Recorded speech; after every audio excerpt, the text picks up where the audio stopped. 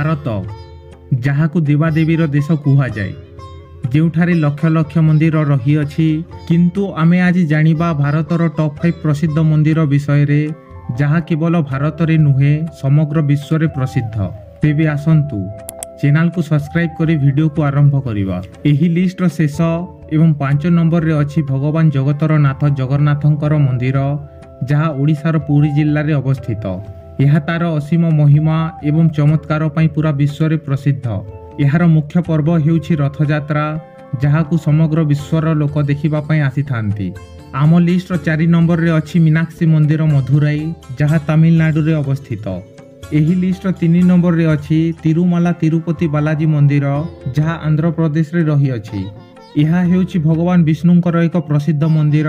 ଏହି ମନ୍ଦିରର ବିଶେଷତା ଏହା ଯେ ଏହି ମନ୍ଦିର ପାହାଡ଼ମାନଙ୍କ ମଧ୍ୟରେ ରହିଅଛି। ଏହି ମନ୍ଦିର ନିଜର ସୁନ୍ଦର ସ୍ଥାପତ୍ୟ କଳା ଏବଂ ଧାର୍ମିକ ମହୋତ୍ସବ ପାଇଁ ପ୍ରସିଦ୍ଧ। ଆମ ଲିଷ୍ଟର 2ୟ ନମ୍ବରରେ ଅଛି ସ୍ୱର୍ଣ୍ଣ ମନ୍ଦିର ଅମୃତସର।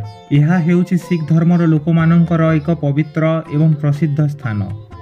ଏବଂ ଆମ ଲିଷ୍ଟର 1ମ ନମ୍ବରରେ ଅଛି କାଶୀ ବିଶ୍ୱନାଥ ମନ୍ଦିର ଯାହା ବାରାଣସୀରେ ଅବସ୍ଥିତ। ଏହା ଭଗବାନ ଶିବଙ୍କର ଏକ ପ୍ରମୁଖ ମନ୍ଦିର। ଏହି ମନ୍ଦିରର ବିଶେଷତା ଏହା କି ଯେ ଏହା ଗଙ୍ଗା ନଦୀ ତଟରେ ରହିଅଛି। ଆଜିର ଭିଡ଼ିଓରେ ଏତିକି ହିଁ। ଆଉ ଏମିତି ଭିଡ଼ିଓ ପାଇଁ ଚ୍ୟାନେଲକୁ ସବସ୍କ୍ରାଇବ କରି ରଖନ୍ତୁ। ଧନ୍ୟବାଦ।